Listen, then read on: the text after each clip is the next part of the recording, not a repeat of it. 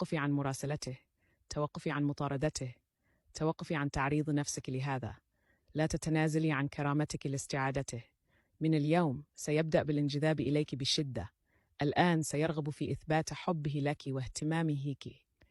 في الواقع هو يحبك أيضاً، يتجاهلك فقط بسبب ارتباكه وقلة ثقته بنفسه. رغم ما تعرض له من ألم في الماضي، يبدأ فصل جديد من حياته، يدرك أنه لا يستطيع العيش بدونك. وفي أعماقه يفكر بك في كل لحظة، يعلم أنك توأم روحه. قريباً ستنشأ بينكما علاقة عميقة وعاطفية. أعلم ذلك لأنه عندما تشاركين هذا الفيديو على واتساب يكون هو الشخص الثالث الذي يظهر.